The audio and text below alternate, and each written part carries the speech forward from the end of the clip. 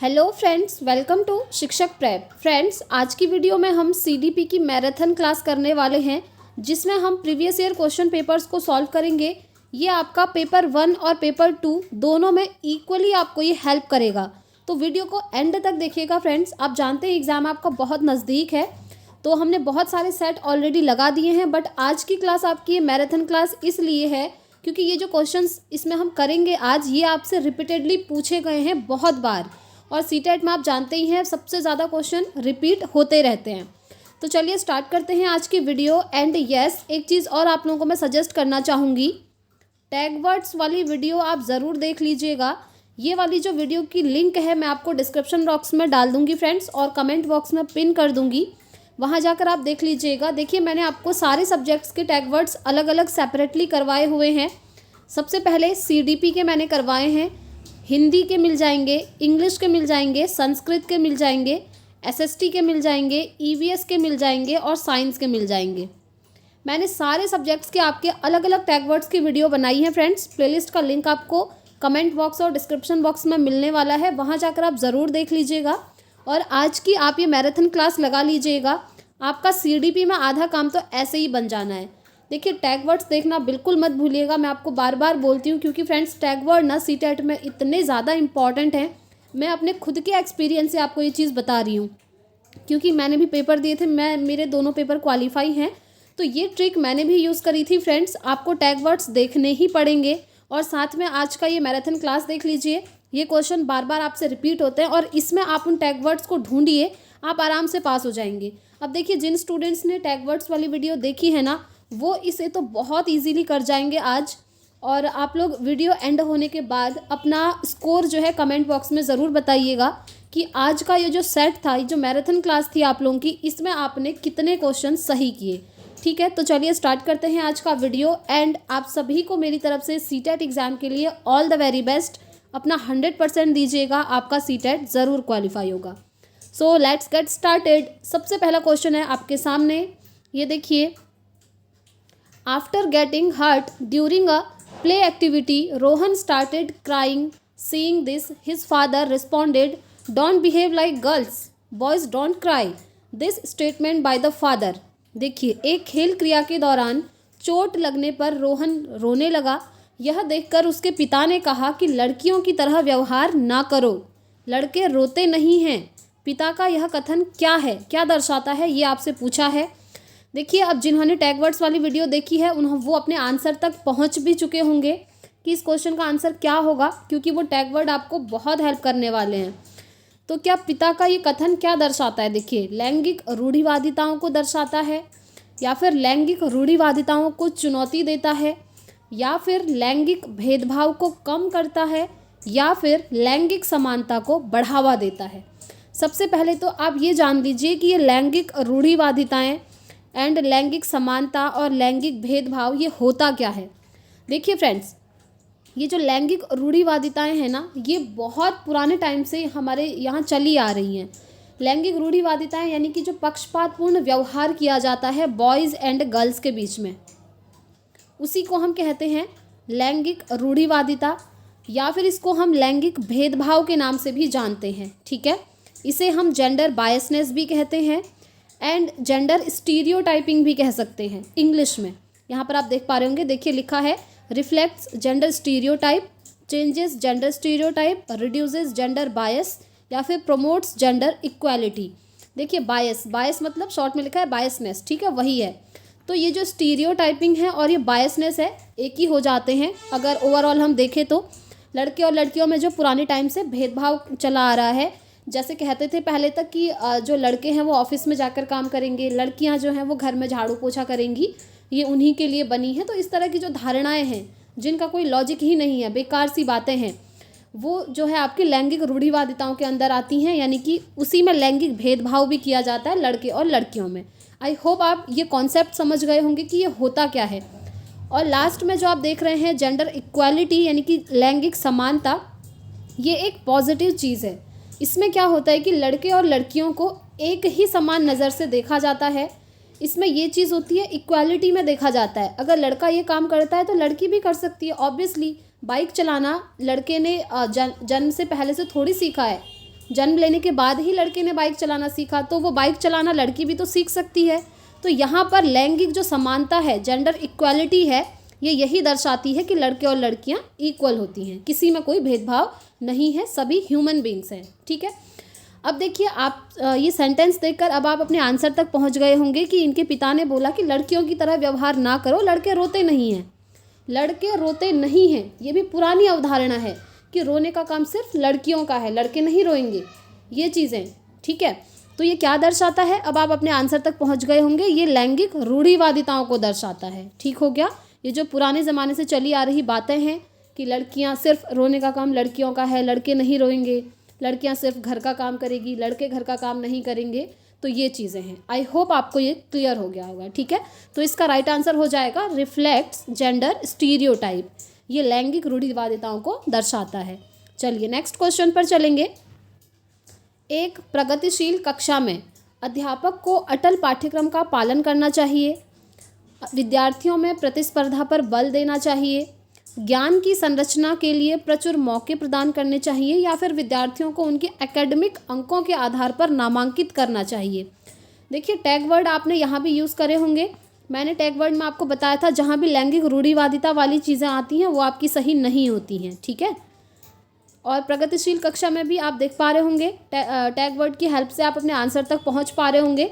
In a progressive classroom a teacher should follow fixed curriculum, the emphasis should be on competition among students, ample opportunities should be provided for construction of knowledge, and fourth option है students should be labeled on the basis of their academic scores। अब देखिए एक जो progressive classroom है यानी कि प्रगतिशील कक्षा है, उसमें क्या चीज़ें होनी चाहिए। सबसे पहले हम ऑप्शंस को एलिमिनेट करते हुए चलते हैं। देखिए मैंने आपको टैग वर्ड में बताया था कि अगर किसी भी क्वेश्चन के ऑप्शन में आपको दिख जाए कि बच्चों को नामांकित किया जा रहा है यानी कि लेबल किया जा रहा है, तो ये आपका कभी भी ऑप्शन सही नहीं होगा। ये मैंने आपको नेगेटिव टैग वर्ड है बताया हुआ है। ठीक है, अब हम चलते हैं नेक्स्ट ऑप्शन पर। तो सबसे पहले आप यही देख लीजिए, अध्यापक को अटल पाठ्यक्रम का पालन करना चाहिए। मैंने आपको बताया था फिक्स्ड करिकुलम, कहीं भी दिख जाए तो उस ऑप्शन को आप कट कर दीजिएगा, ये भी आपका सही नहीं होगा क्योंकि करिकुलम फिक्स्ड नहीं होता है। करिकुलम के अंदर आपका सिलेबस तो आता ही है, साथ में जो को करिकुलर एक्टिविटीज़ होती हैं यानी कि पढ़ाई से अदर की जो एक्टिविटीज़ लाइक गेम्स वगैरह हो गया, स्कूल में कोई डिबेट कंपटीशन हो रहा है, म्यूज़िक है, डांसिंग है, क्रिकेट है, स्पोर्ट्स के अंदर सभी कुछ आ गया, तो यही सभी चीज़ें आपकी करिकुलम में होती हैं और करिकुलम कभी भी फिक्स्ड नहीं रहता है। ठीक है, उसके बाद सेकंड ऑप्शन देखिए, विद्यार्थियों में प्रतिस्पर्धा पर बल देना यानी कि बच्चों के बीच में कंपटीशन करवाना। अगर ये आपको किसी भी क्वेश्चन के ऑप्शन में दिखता है तो मैंने बोला था ये ऑप्शन आपका सही नहीं होगा, क्योंकि बच्चों के बीच में कभी भी अगर आप कंपटीशन करवाएंगे तो जो बच्चा जीतेगा और जो बच्चा हारेगा उन दोनों के बीच में क्या होगा, जो हारने वाला बच्चा है उसका कॉन्फिडेंस लूज़ हो जाएगा, है ना। तो इसीलिए बोलते हैं कि कंपटीशन जो है नेगेटिव चीज़ होती है। तो ये तीन ऑप्शन आपने इजीली टैग वर्ड की हेल्प से एलिमिनेट कर दिए हैं। अब सिर्फ हमारा बचा है ऑप्शन थर्ड यानी कि ज्ञान की संरचना के लिए प्रचुर मौके प्रदान करना।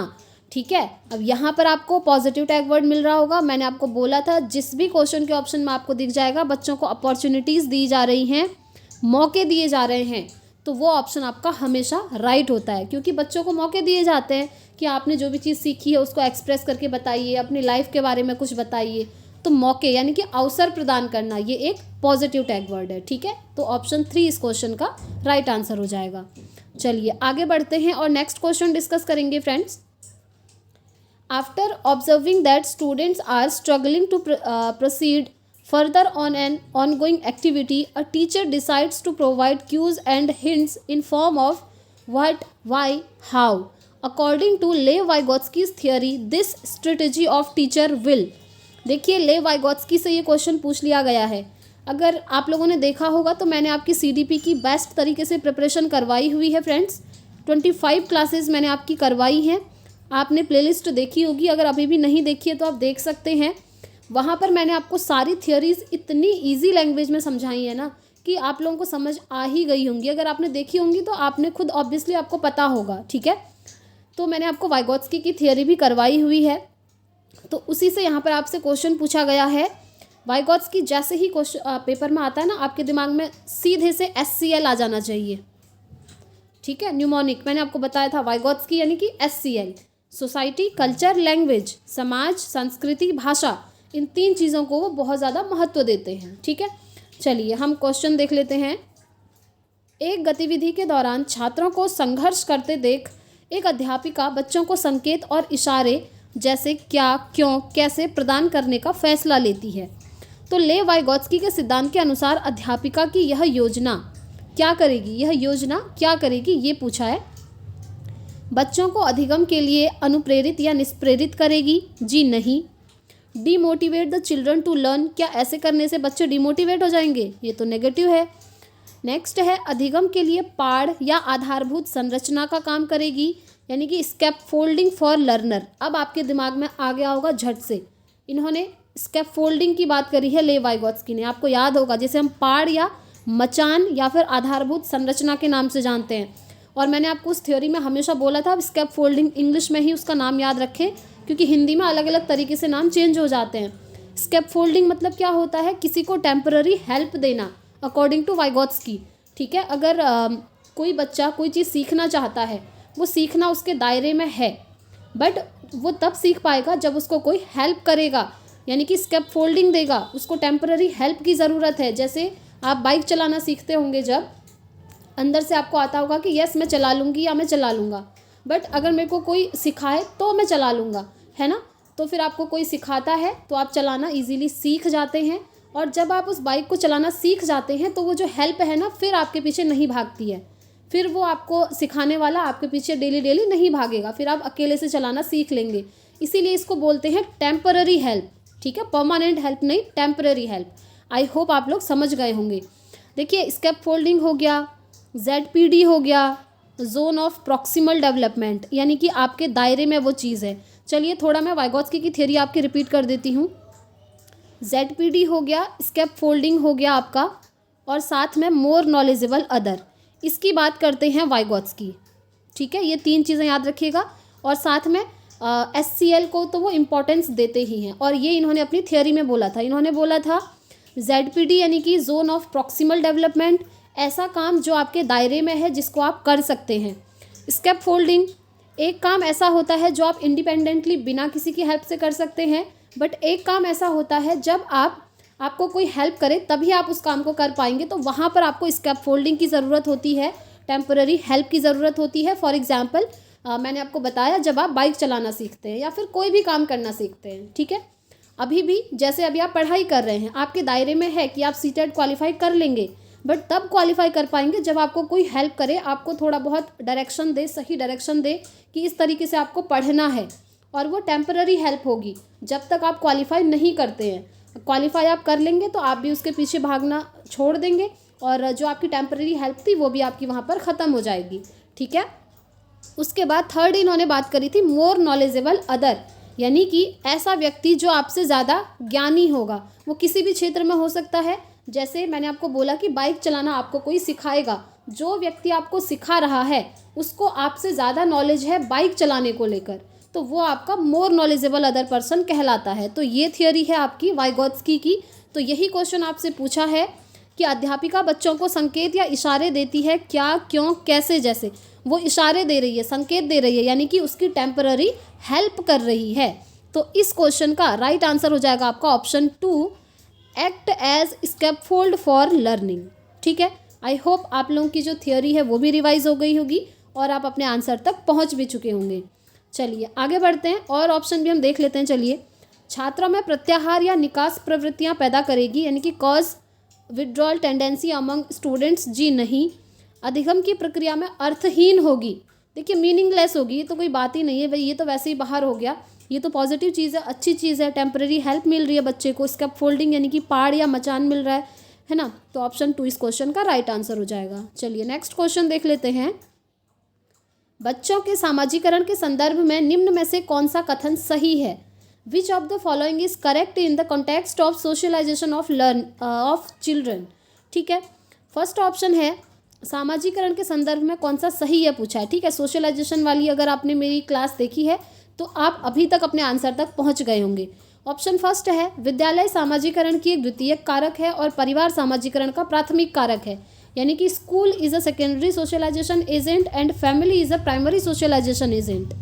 नेक्स्ट ऑप्शन है विद्यालय सामाजिकरण का एक प्राथमिक कारक है और समकक्षी सामाजिकरण के द्वितीयक कारक हैं, यानी कि school is a primary socialisation agent and peers are secondary socialisation agents. याद करिए, अपना दिमाग घुमाइए कि मैंने आपको थियोरी में क्या पढ़ाया था। समकक्षी सामाजिकरण के प्राथमिक कारक हैं और परिवार सामाजिकरण का द्वितीयक कारक है, यानी कि peers are primary socialisation agents and family is a secondary socialisation agents. And fourth option है परिवार एवं जनसंचार दोनों सामाजिकरण के द्वितीयक कारक हैं। Family and mass media both are secondary socialisation agents. इससे इजी क्वेश्चन आपको सीटेट में नहीं मिल सकता है फ्रेंड्स।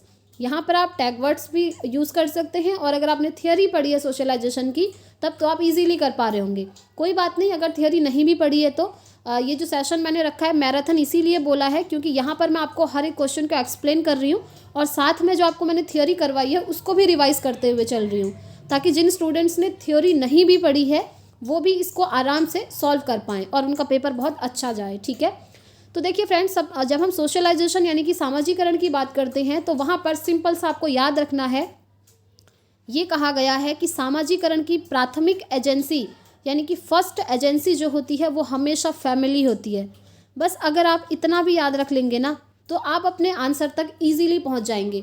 आपको बस ये याद रखना है कि फैमिली आपकी प्राथमिक एजेंसी है सोशलाइजेशन की, और सेकेंडरी एजेंसी के अंदर फैमिली को छोड़कर अदर चीज़ें आ जाती हैं, जैसे स्कूल हो गया सेकेंडरी एजेंसी के अंदर आ जाएगा, या फिर आपके पीयर्स हो गए जो समकक्षी हैं, या फिर आपके नेबर्स हो गए यानी कि आपके पड़ोसी हो गए। ये सभी आपके सोशलाइजेशन की सेकेंडरी एजेंसी यानी कि द्वितीय कारक के अंतर्गत आते हैं और प्राथमिक कारक आपका परिवार होता है। ठीक है, अब वो होता कैसे वो भी समझ लीजिए। जब बच्चा जन्म लेता है बॉर्न, ठीक है, जब वो जन्म लेता है तो सबसे पहले अपने परिवार में वो लोगों से बातचीत करता है, अपने मम्मी पापा से बातचीत करना सीखता है धीरे धीरे से, थोड़ा थोड़ा जब वो बड़ा होगा। यानी कि उसका जो सामाजिकरण है, सोशलाइजेशन है, उसकी फैमिली से स्टार्ट हो जाता है। फैमिली में बहुत सारे मेंबर्स होंगे, मम्मी पापा दादा दादी भाई बहन जो भी हैं, उन जिस तरीके से वो आपस में बातचीत करते हैं वो चीज़ें वो देखता है, धीरे धीरे सुनता है और वैसे ही वो बोलना स्टार्ट कर देता है, चाहे वो स्कूल ना भी जाए तो। ये चीज़ आपने देखी होगी, आपने खुद भी करा होगा बचपन में, घर पे आप मम्मी पापा से पूछ के देखिएगा। तो यही होता है सामाजिकरण। तो बच्चे का ये जो सामाजिकरण है वो उसकी फैमिली से स्टार्ट हो गया है, परिवार से स्टार्ट हो गया है, इसीलिए हमेशा परिवार को प्राथमिक कारक मानते हैं। एंड जो आपका स्कूल है, नेबर्स हैं, आपके पीयर्स हैं, वो सभी आपके सोशलाइजेशन की सेकेंडरी एजेंसी के अंदर आते हैं। तो इस क्वेश्चन का राइट आंसर हो जाएगा ऑप्शन 1, विद्यालय सामाजिकरण का एक द्वितीयक कारक है और परिवार सामाजिकरण का प्राथमिक कारक है। Family is a primary socialisation agent and school is a secondary socialisation agent. I hope आप लोग समझ गए होंगे। चलिए आगे बढ़ते हैं और इसी तरीके से नेक्स्ट क्वेश्चन हम डिस्कस करेंगे।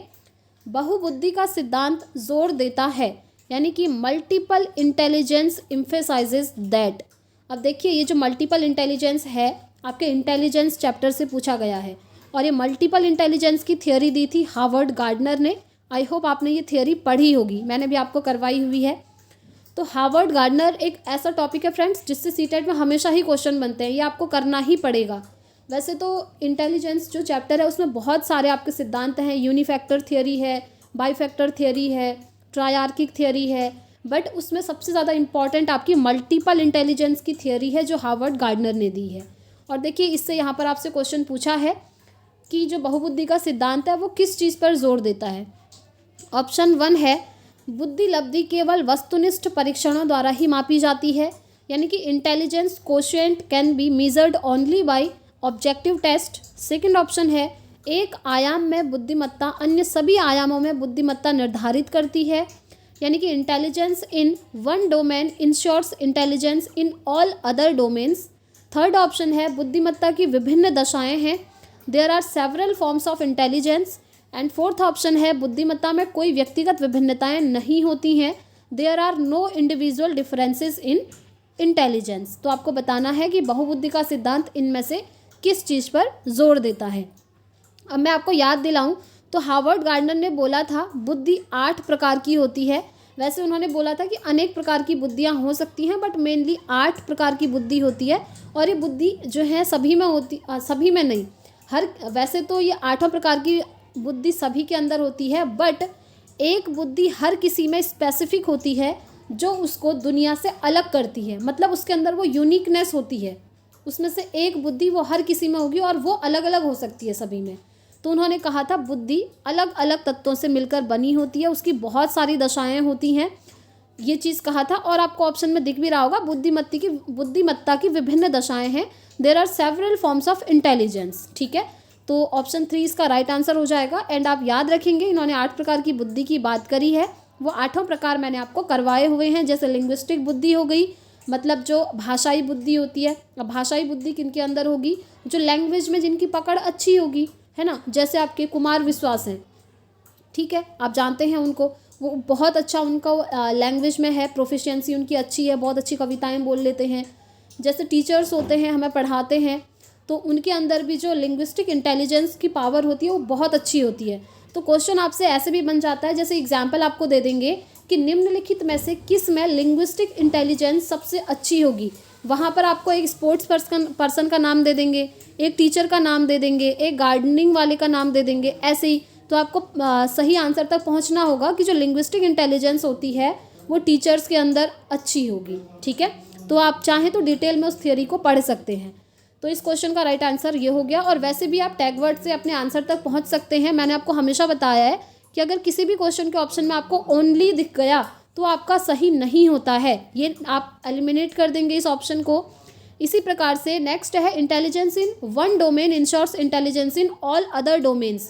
ये मल्टीपल इंटेलिजेंस में नहीं कहा गया है, बल्कि ये एक तत्व सिद्धांत में कहा गया है, तो ये यहाँ पर से बाहर हो जाएगा। And there are no individual differences in intelligence, ऐसा भी गार्डनर नहीं कहते हैं, तो यही आपका सही हो जाएगा ऑप्शन 3। चलिए नेक्स्ट क्वेश्चन देख लेते हैं। देखिए लॉरेंस कोहलबर्ग से आ गया, ये भी मैंने आपको थियोरी करवाई है।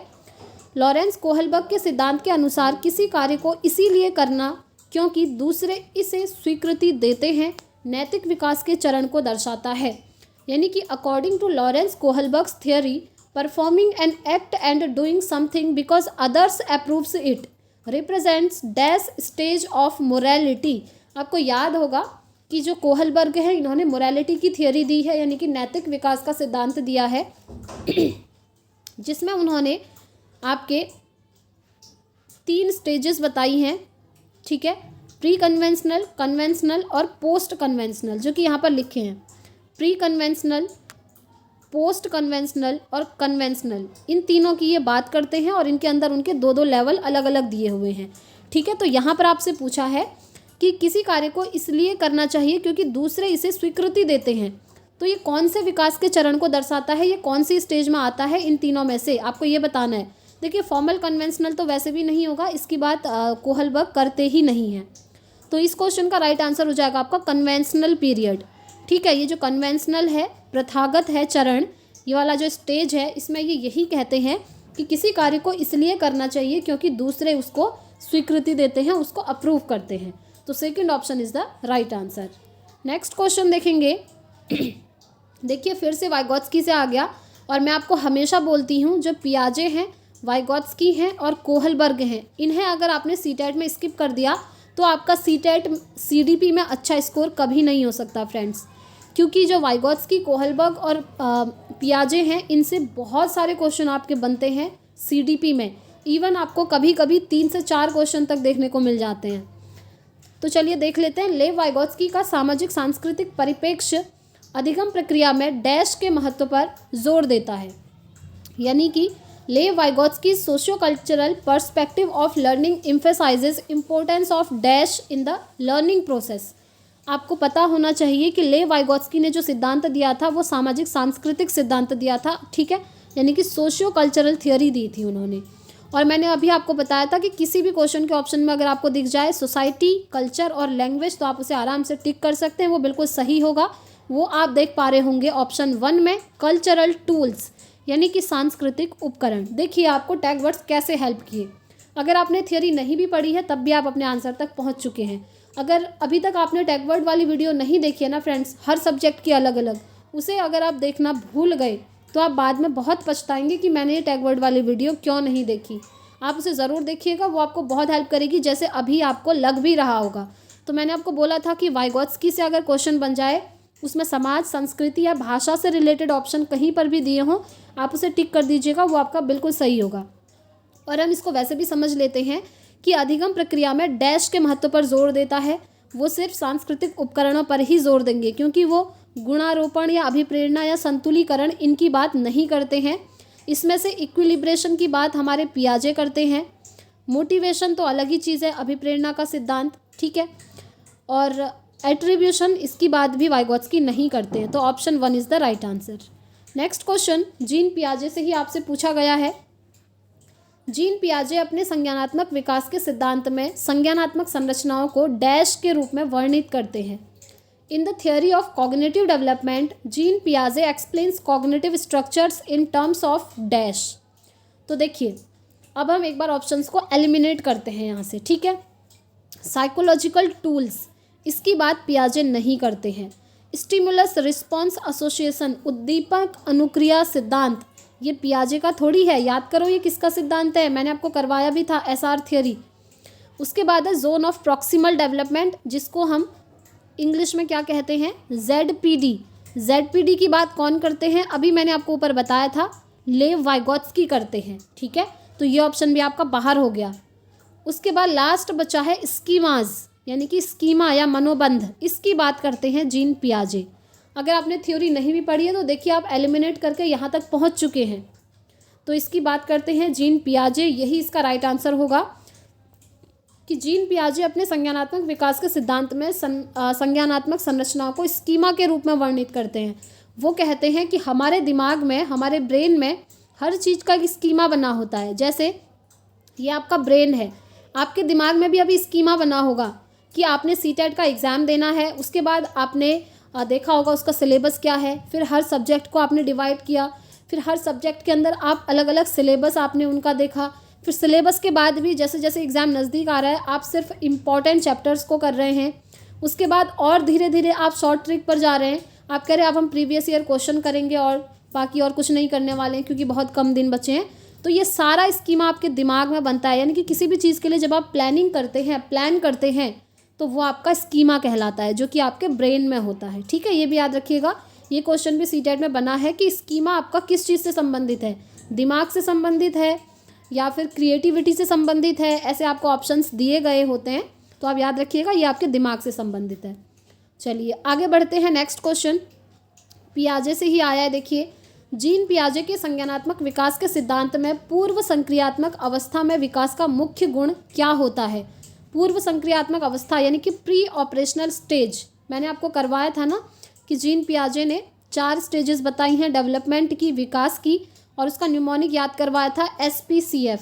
S for sensory motor, P for pre operational, C for concrete operational and F for formal operational. तो यहाँ पर आपसे पूछा है प्री ऑपरेशनल स्टेज के बारे में, यानी कि ये जो सेकेंड स्टेज आप देख रहे हैं P वाली, ठीक है, प्री ऑपरेशनल। तो इस स्टेज में विकास का मुख्य गुण क्या होता है। तो मैंने आपको सारी कैरेक्टरिस्टिक्स करवाई थी कि कौन सी स्टेज में क्या चीज़ें होती हैं, तो यही आपसे पूछा है। तो चलिए इसको कर लेते हैं। Developing of abstract thinking. Abstract thinking तो फ्रेंड्स लास्ट में आती है फॉर्मल ऑपरेशनल की स्टेज में, जब बच्चा काफ़ी बड़ा हो जाता है।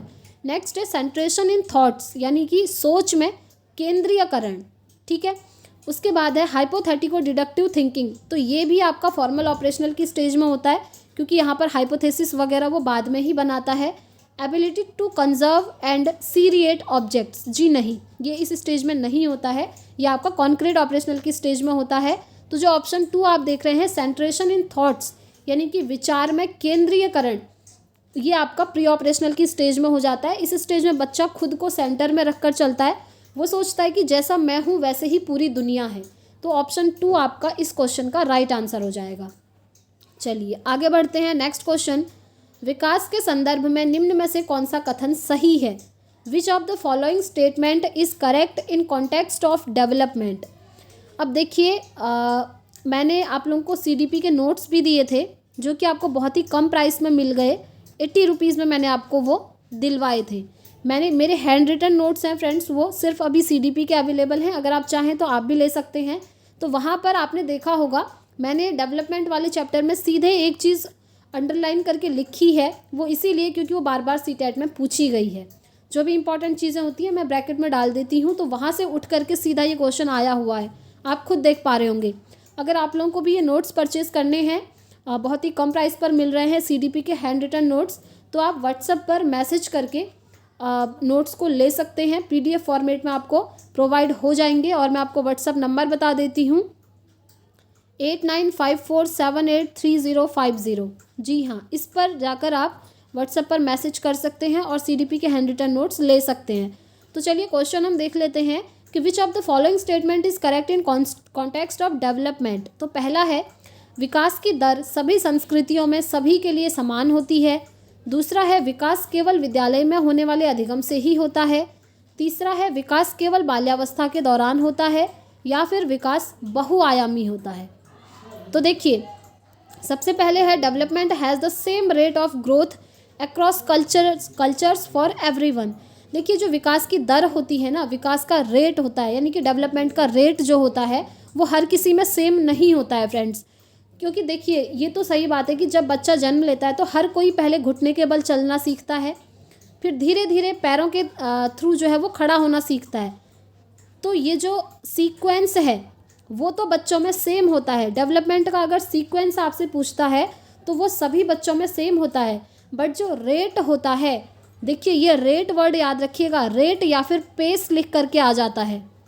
रेट या जो पेस होता है ये जो है सभी बच्चों में अलग अलग होता है। अब ये होता क्या, ध्यान से सुनिए। कोई बच्चा बहुत जल्दी चलना सीख लेता है और कोई बच्चा चलने में बहुत टाइम लगा देता है। कोई बच्चा बहुत जल्दी बोलना स्टार्ट कर देता है तो कोई बच्चा बहुत बड़ा होने तक भी क्लियर नहीं बोल पाता।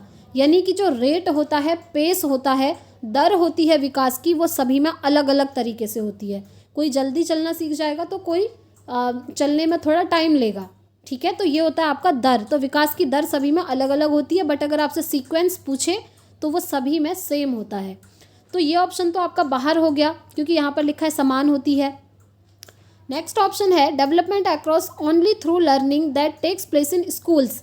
डेवलपमेंट केवल विकास विद्यालय में ही होने से होता है। देखिए, केवल, मैंने आपको बोला था टैग वर्ड अगर केवल आपको दिख गया तो वो आपका सही नहीं होता है, वो आपका बाहर हो जाएगा। तो ये ऑप्शन भी आपका बाहर हो गया, क्योंकि जो डेवलपमेंट होता है ना वो सिर्फ विद्यालय में ही होगा, ये ज़रूरी नहीं है। डेवलपमेंट घर में भी हो सकता है या फिर कहीं और भी हो सकता है। ठीक है।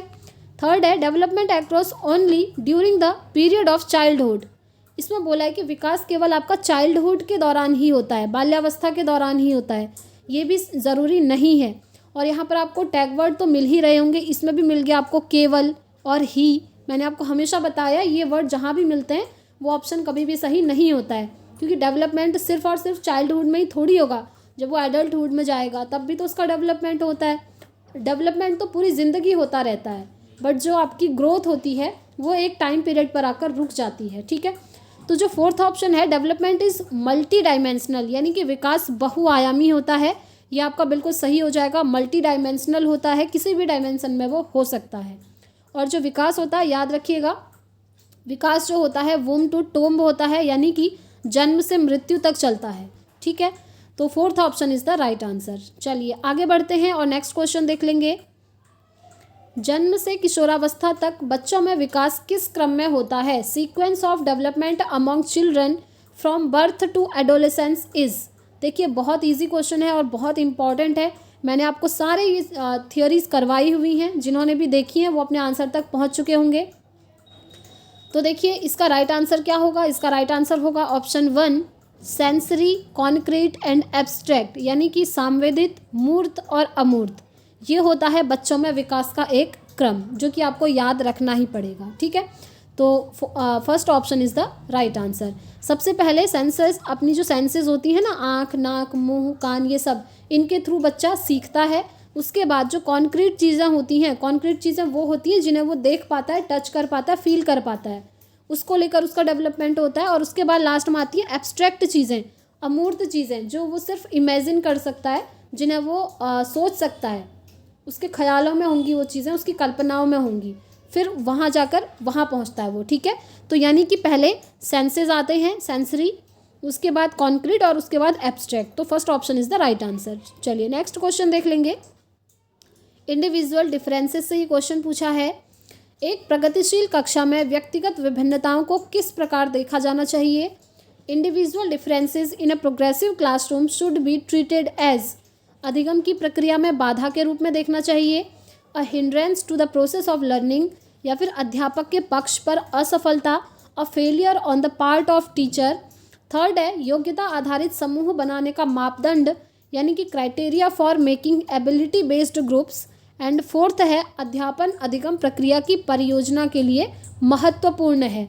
तो obviously fourth option is the right answer, important for planning of teaching learning process.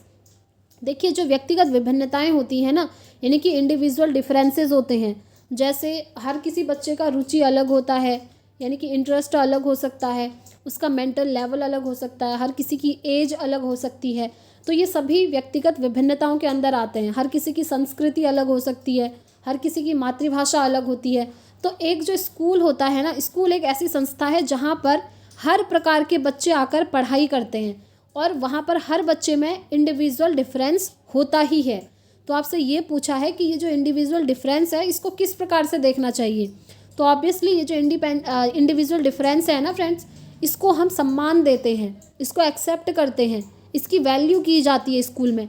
ऐसा नहीं कहा जाता कि आपका जैसे हर किसी की मदर टंग अलग अलग है, अब हर कोई अपनी अपनी मदर टंग में अगर बात कर रहा है तो इसका मतलब ये थोड़ी है कि अधिगम की प्रक्रिया में वो बाधा उत्पन्न कर रहा है, नहीं, बल्कि ये अच्छी चीज़ है। इसको एक रिसोर्स के रूप में लेना चाहिए, एक संसाधन के रूप में, ठीक है।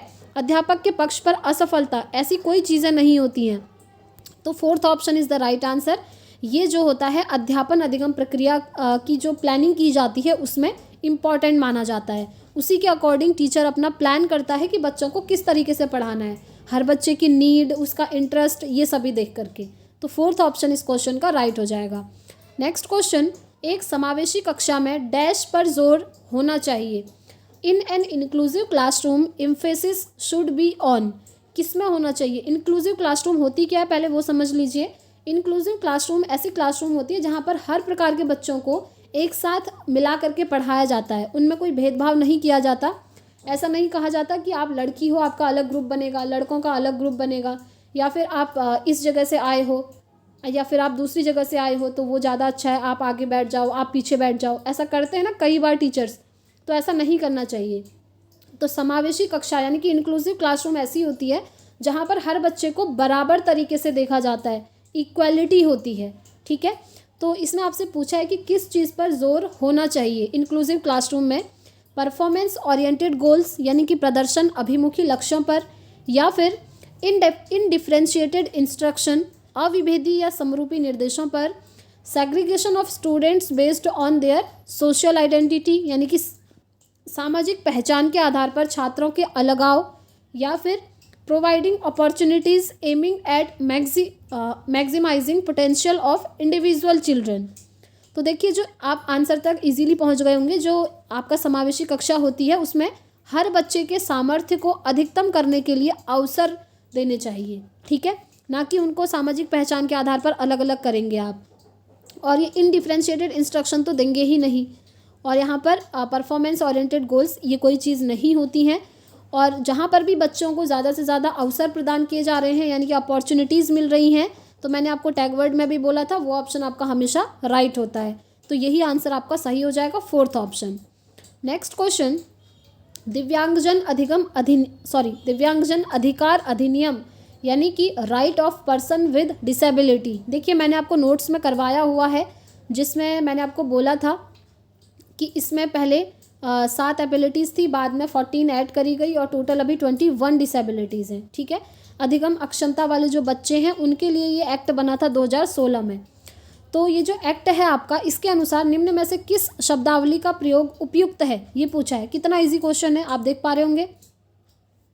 मंदित छात्र यानी कि रिटार्डेड स्टूडेंट्स की बात करी है इस एक्ट में, या हैंडीकैप्ड स्टूडेंट्स की बात करी है, या स्टूडेंट विद फिजिकल डिसेबिलिटी की बात करी है, या फिर स्टूडेंट विद क्रिपल्ड बॉडी की बात करी है। तो देखिए डिसेबल्ड बच्चों की बात तो करी ही है और उनमें भी स्पेसिफिक जो फिजिकल डिसेबिलिटी है उसकी बात करी है। याद रखेंगे, जो शारीरिक दिव्यांगता होती है बच्चों में, उसके लिए ये एक्ट बना था 2016 में, right of person with disability act, दिव्यांगजन अधिकार अधिनियम 2016। ठीक है, तो थर्ड ऑप्शन इसका राइट हो जाएगा। नेक्स्ट क्वेश्चन देखेंगे, अधिगम कठिनाइयों से जूझते छात्रों की ज़रूरतों को संबोधित करने के लिए एक अध्यापक को क्या नहीं करना चाहिए।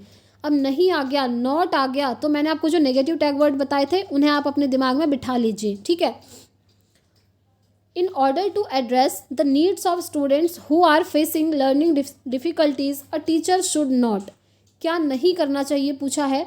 पहला है दृश्य श्रव्य सामग्री का इस्तेमाल, यानी कि use multiple audio visual aids, ये तो बिल्कुल करना चाहिए, दृश्य और श्रव्य सामग्री का यूज़ करके पढ़ाना चाहिए, ये अच्छी बात है। और क्वेश्चन में नॉट पूछा है तो ये तो आंसर नहीं होगा। नेक्स्ट है यूज़ कंस्ट्रक्टिव पेडागोजिकल अप्रोचेज, यानी कि संरचनात्मक शिक्षा शास्त्रीय उपागमों का इस्तेमाल करना चाहिए, बिल्कुल सही बात है, जिससे बच्चे नई नई चीज़ों की खोज कर पाएँ। थर्ड ऑप्शन है डू इंडिविजुअलाइज्ड एजुकेशनल प्लानिंग, व्यक्तिगत शैक्षिक योजना बनाना, ये भी बहुत एक पॉजिटिव चीज़ है कि हर बच्चे की नीड, उसका इंटरेस्ट, उसका एटीट्यूड, एप्टीट्यूड, ये सब चीज़ें देख करके बच्चों को आप अलग अलग तरीके से पढ़ाएंगे, ये बहुत अच्छी चीज़ है। तो ये तीनों तो आपके सही हैं, पॉजिटिव हैं, तो ये तो इसका आंसर हो ही नहीं सकते क्योंकि क्वेश्चन में तो नेगेटिव चीज़ पूछी है। तो हमारे पास फोर्थ ऑप्शन बचा है, तो यही इसका राइट आंसर होगा कि शिक्षा शास्त्र और आकलन की जटिल संरचनाओं का प्रयोग। मैंने आपको बताया था जहाँ भी आपको रिजिड, कठिन या जटिल ऐसे वर्ड दिखते हैं वो आपके सीधे नेगेटिव टैग वर्ड को इंडिकेट करते हैं। और ये क्वेश्चन आपका नेगेटिव है क्योंकि नहीं पूछा है, यही इसका राइट आंसर हो जाएगा। क्योंकि कभी भी चाहे आप आकलन करें, चाहे आप अधिगम की प्रक्रिया में हैं, अभी पढ़ा रहे हैं, किसी भी प्रोसेस में अगर आप हैं तो बच्चों को जटिल संरचनाओं का प्रयोग करने के लिए आप नहीं कहेंगे। ठीक है, जटिलता, कठिनता, ये सारी नेगेटिव चीज़ें होती हैं। तो इसका राइट आंसर हो जाएगा फोर्थ ऑप्शन। नेक्स्ट क्वेश्चन, सृजनात्मकता की पहचान का प्रमुख लक्षण क्या है। Dash is the primary identifying feature of creativity. तो क्रिएटिविटी मैंने आपको पढ़ाई थी, जिसमें बच्चा नई नई चीज़ों की खोज करता है, नए नए आइडियाज़ उसके दिमाग में आते हैं, है ना। तो इसका राइट आंसर आपको बताना है। पहला है लो कॉम्प्रीहेंशन, दूसरा है डाइवर्जेंट थिंकिंग, तीसरा हाइपर एक्टिविटी एंड चौथा है इन अटेंटिवनेस, यानी कि असतर्कता। ठीक है, तो इसका राइट आंसर क्या होगा, इसका राइट आंसर होगा डाइवर्जेंट थिंकिंग, क्योंकि जो आपका सृजनात्मकता की पहचान होती है वो डाइवर्जेंट थिंकिंग होती है। कैसे, अब ध्यान से सुनिए। थिंकिंग आपकी दो प्रकार की होती है फ्रेंड्स, एक होता है आपका कन्वर्जेंट, याद रखिएगा, नोट्स में भी ये आपको मिल जाएगा, नोट्स में तो सारी ही चीज़ें इंक्लूड करी हैं। एक होती है आपकी कन्वर्जेंट थिंकिंग और एक होती है आपकी डाइवर्जेंट थिंकिंग। तो कन्वर्जेंट थिंकिंग जो होती है उसको हम बोलते हैं अभिसारी चिंतन और डाइवर्जेंट थिंकिंग को बोलते हैं अपसारी चिंतन हिंदी में। तो कन्वर्जेंट थिंकिंग में क्या होता है ना फ्रेंड्स, जब स्टूडेंट का दिमाग सिर्फ एक ही दिशा में चलता है।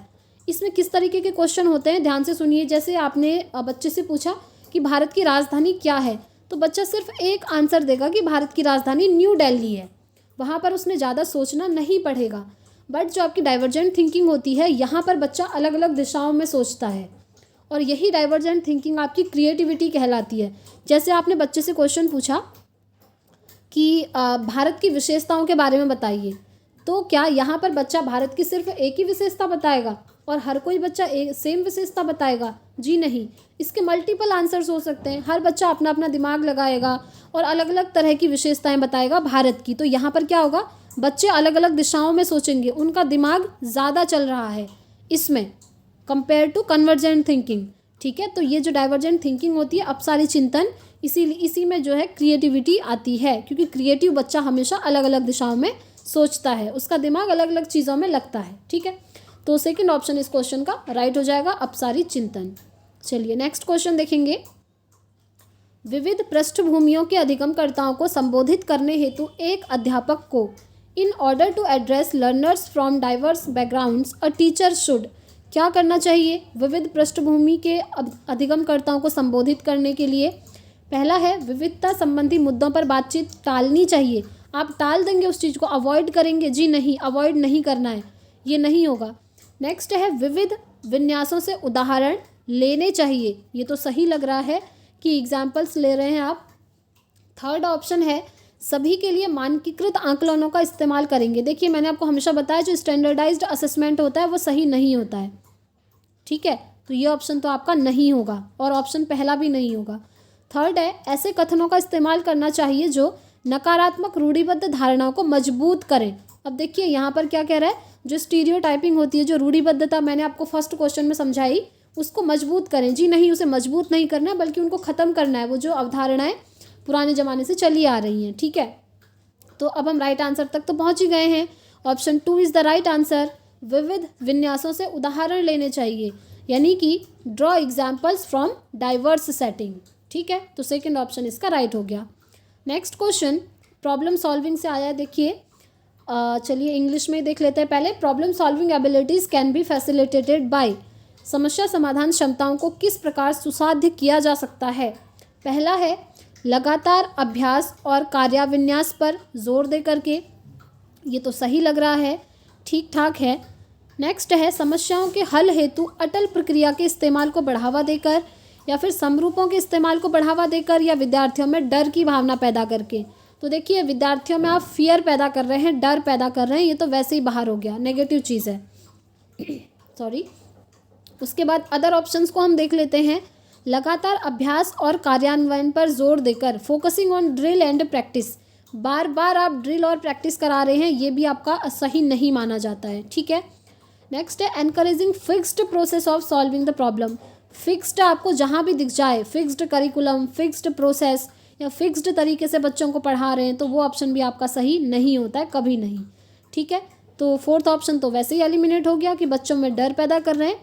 तो third option is the right answer, encouraging use of analogies, यानी कि जो समरूप होते हैं उनके इस्तेमाल को बढ़ावा दे करके समस्या समाधान क्षमताओं को सुसाध्य किया जा सकता है। तो third option is the right answer. Next question, अधिगम की अभिप्रेरणा को किस प्रकार कायम रखा जा सकता है। Motivation to learn can be sustained by, बच्चे को दंड देकर, जी नहीं, पहला ही ऑप्शन बाहर हो गया। जिस भी ऑप्शन में आपको दिख जाएगी बच्चे को दंड दे रहे हैं या बच्चे से कुछ रटने के लिए कह रहे हैं, कुछ याद करने के लिए कह रहे हैं, तो वो ऑप्शन आपके हमेशा एलिमिनेट हो जाते हैं। नेक्स्ट है प्रवीणता अभिमुखी लक्ष्यों पर जोर देकर, यानी कि focusing on mastery oriented goals, ये तो हमें ठीक लग रहा है। अदर ऑप्शंस भी देखते हैं। बच्चों को बहुत आसान क्रियाकलाप देकर, जी नहीं, आसान क्रियाकलाप भी उनको नहीं देने हैं।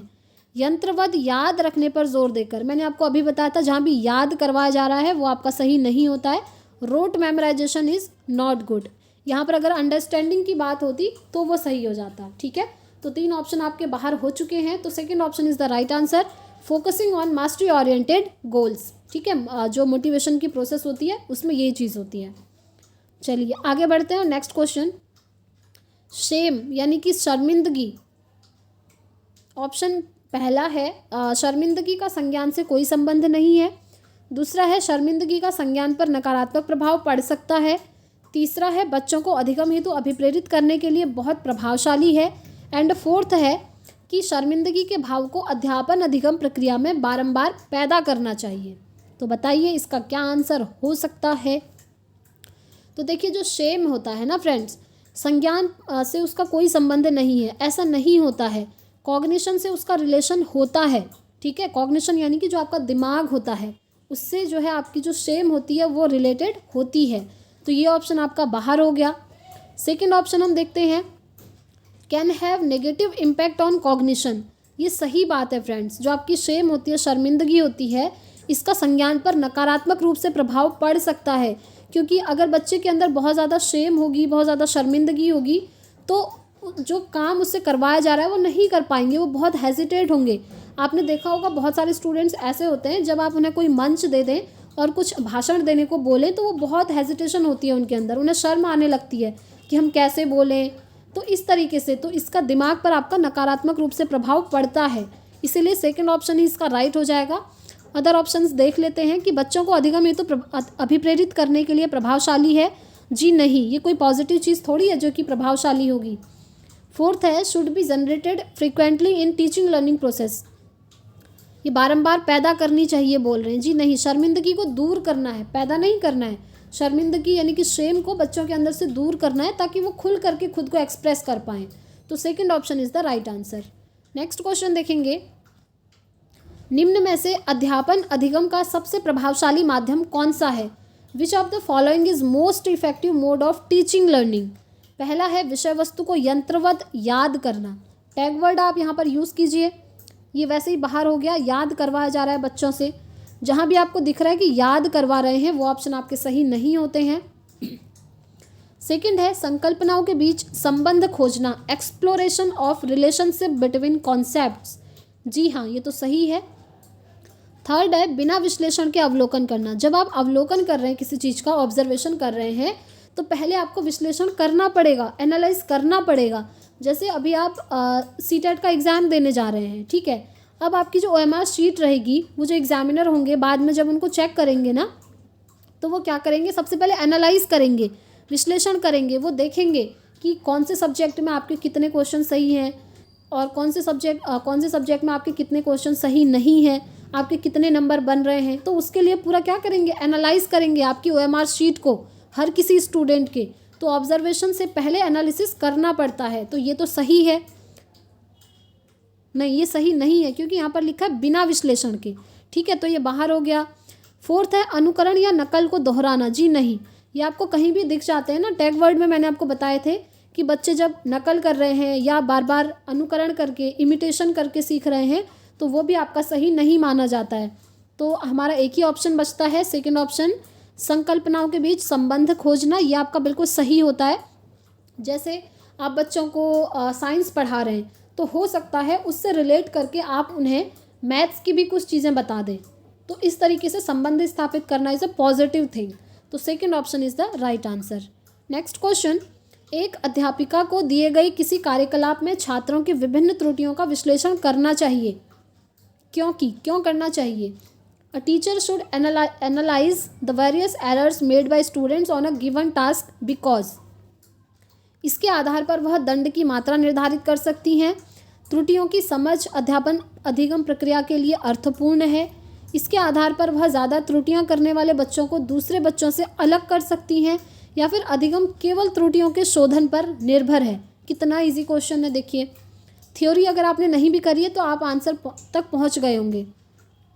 इसके आधार पर दंड की मात्रा निर्धारित कर सकती हैं। अब बताइए, क्या ये नेगेटिव चीज़ है जो कि दंड देना है बच्चों को? जी नहीं, ये नेगेटिव है, ठीक है। त्रुटियों का विश्लेषण करना चाहिए। जो त्रुटियां होती हैं, मैंने आपको बताया था, वो पॉजिटिव होती हैं। जब बच्चे त्रुटि करेंगे तभी तो वो सही चीज़ें सीखेंगे। तो त्रुटियां तो अच्छी होती हैं। तो ये ऑप्शन आपका बाहर हो गया, पहला। दूसरा है त्रुटियों की समझ अध्यापन अधिगम प्रक्रिया के लिए अर्थपूर्ण है। बिल्कुल। Understanding of errors are meaningful in the teaching learning process. बिल्कुल सही बात है। जो त्रुटियां होती हैं उनकी समझ अध्यापन अधिगम प्रक्रिया के लिए अर्थपूर्ण होती हैं।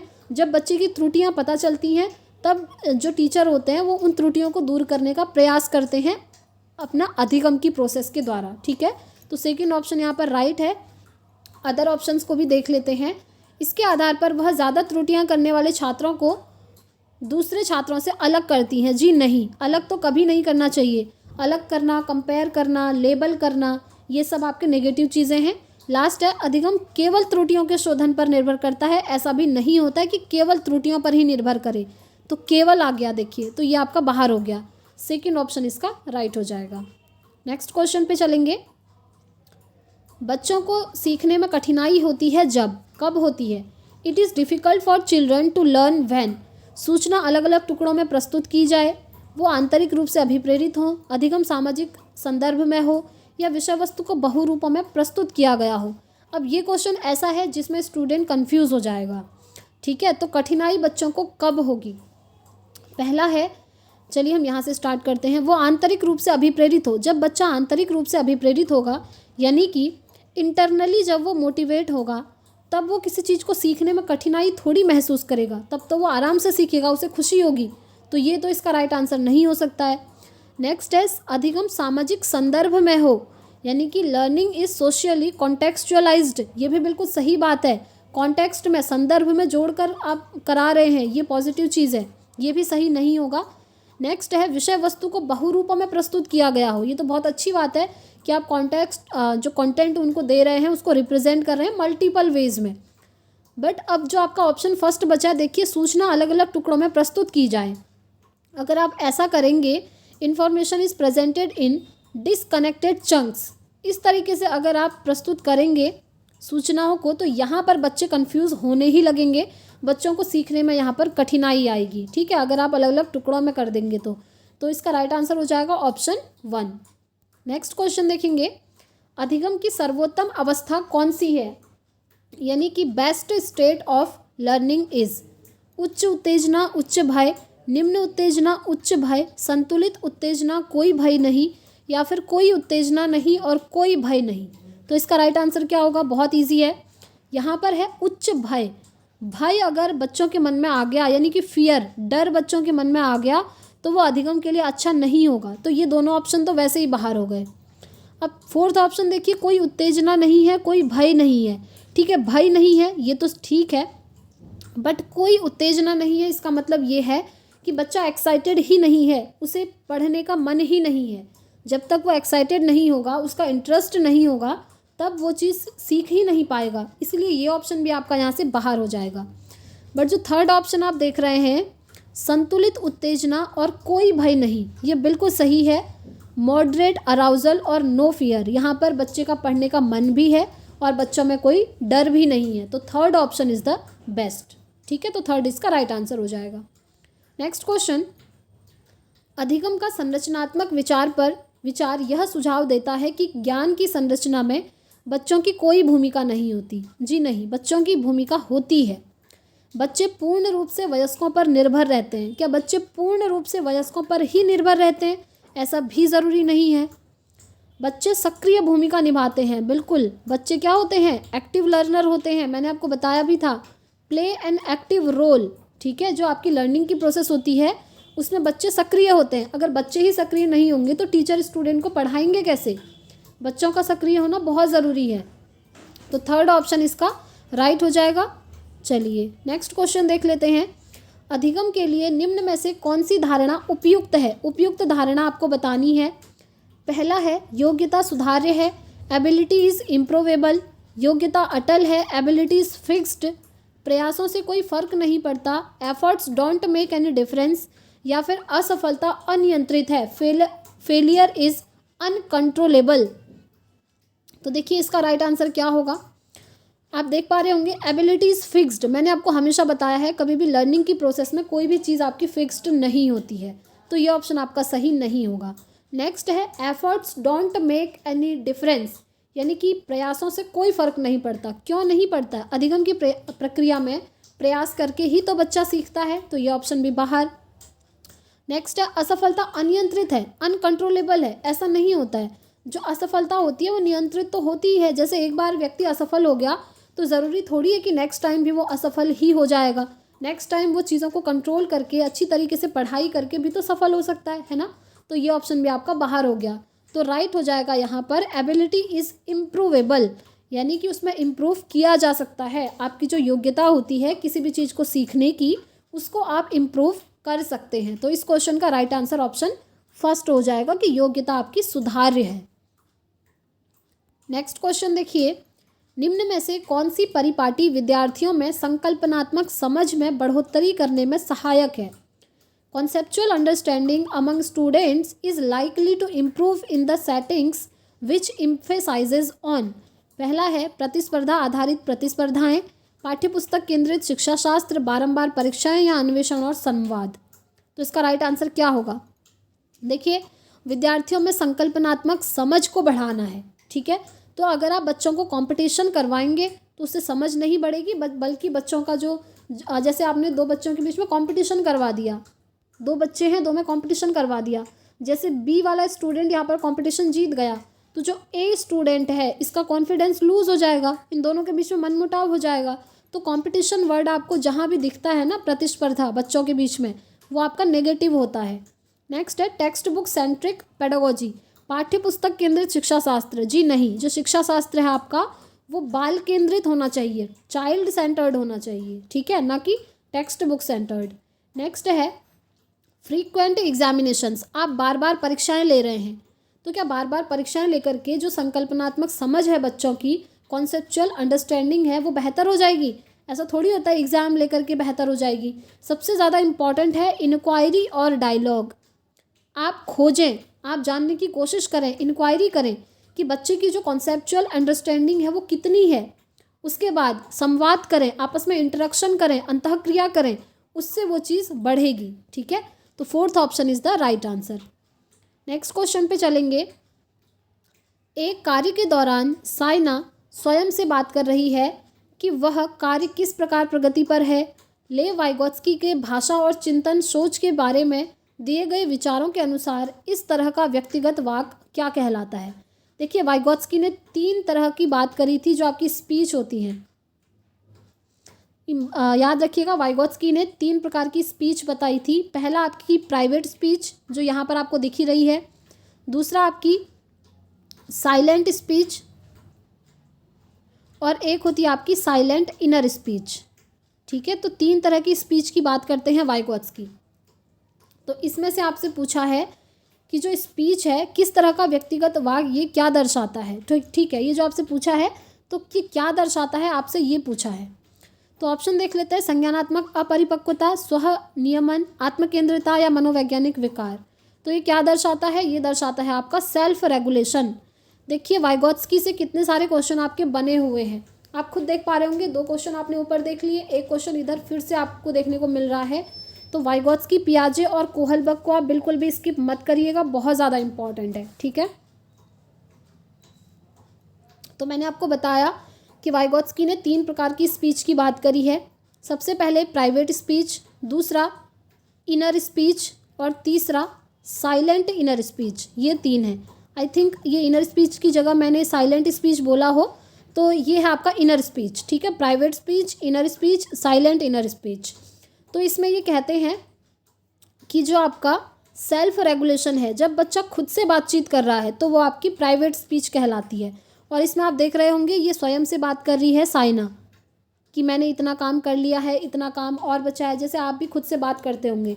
तो ये आपका सेल्फ रेगुलेशन कहलाता है, यानी कि स्वनियमन कहलाता है। ठीक है, तो second option is the right answer. अब जो अदर ऑप्शन आप देख रहे हैं ना, ईगोसेंट्रिज्म, इसकी बात करते हैं पियाजे। बट क्वेश्चन में तो आपसे लेव वाइगोत्स्की पूछा है ना, तो ये ऑप्शन तो वैसे ही बाहर हो गया। कॉग्निटिव इमेच्योरिटी, जब बच्चे खुद से बात कर रहे हैं तो उसको आप इमेच्योरिटी थोड़ी बोलेंगे। साइकोलॉजिकल डिसऑर्डर, ये कोई डिसऑर्डर नहीं है कि बच्चा खुद से बातचीत कर रहा है। हम भी तो करते हैं, जब हम पढ़ाई करते हैं या आप पढ़ाई करते होंगे तो खुद को हम एक डायरेक्शन देने के लिए खुद से ही बातचीत करते हैं कि अच्छा मेरा ये टॉपिक हो चुका है, अब मुझे नेक्स्ट टॉपिक पढ़ना है। इसका मतलब ये थोड़ी है कि हमारे अंदर कोई डिसऑर्डर है, ये आपका सेल्फ रेगुलेशन होता है, स्वनियमन होता है। ठीक है, चलिए नेक्स्ट क्वेश्चन। मूल्यांकन पद्धतियों का लक्ष्य होना चाहिए। देखिए, मूल्यांकन में भी नोट्स में आपने देखा होगा, मैंने आपको CCE का कॉन्सेप्ट करवाया था, कॉन्टिन्यूस एंड कॉम्प्रिहेंसिव इवैल्यूएशन, सतत एवं व्यापक मूल्यांकन।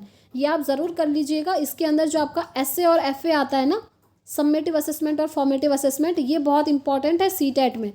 ये सिर्फ CDP में नहीं, आपको हर सब्जेक्ट की पेडागोजी में इनसे क्वेश्चन बनते हैं। तो मैंने आपको हमेशा बोला है CDP एक ऐसा सब्जेक्ट है जो हर सब्जेक्ट की पेडागोजी का बेस है। अगर आपने CDP अच्छे से कर ली तो आप सारे सब्जेक्ट्स की पेडागोजी यूँ कर जाएंगे चुटकी में। फ्रेंड्स, ये मेरा खुद का एक्सपीरियंस है, मैं ऐसे ही नहीं बोल रही हूँ। आप चाहे कहीं से भी पढ़ें, ज़रूरी नहीं है आप मुझसे पढ़ें, आप कहीं से भी पढ़ें, तो आप CDP को बहुत स्ट्रांगली पढ़ें, क्योंकि वो बेस होता है हर सब्जेक्ट की पेडागोजी का। ठीक है, तो ये जो मूल्यांकन आप देख रहे हैं, ये बहुत सारे सब्जेक्ट में आपसे पूछा जाता है। मैथ्स पेडागोजी में आपको देखने को मिलेगा, हिंदी में देखने को मिल जाता है, EVS, साइंस, सभी में आता है ये। तो देखते हैं, evaluation practices should aim at, लक्ष्य क्या होना चाहिए मूल्यांकन पद्धतियों का।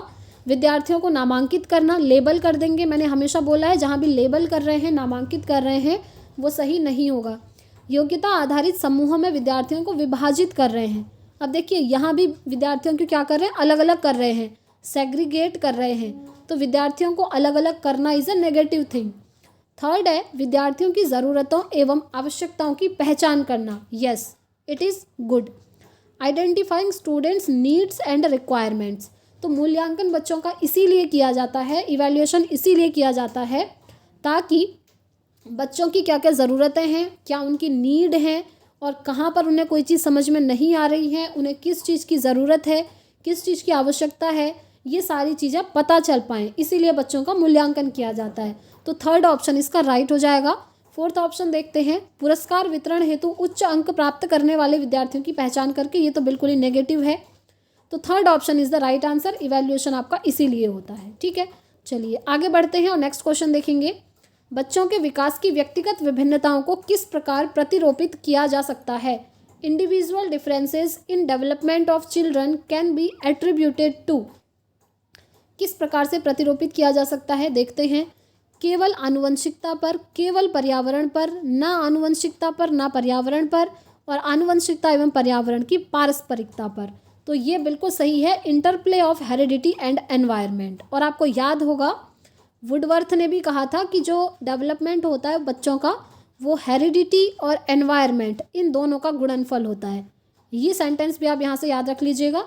वुडवर्थ कहते हैं जो डेवलपमेंट होता है वो हेरिडिटी एंड एनवायरनमेंट यानी कि आनुवंशिकता और पर्यावरण का गुणनफल होता है। और यहाँ पर आप देख पा रहे होंगे लिखा है सिर्फ केवल आनुवंशिकता पर, केवल पर्यावरण पर। केवल तो वैसे ही बाहर हो गए, आनुवंशिकता पर होता है, पर्यावरण पर भी होता है, बट यहाँ पर केवल केवल लिख दिया तो ऐसा नहीं, इन दोनों पर होता है।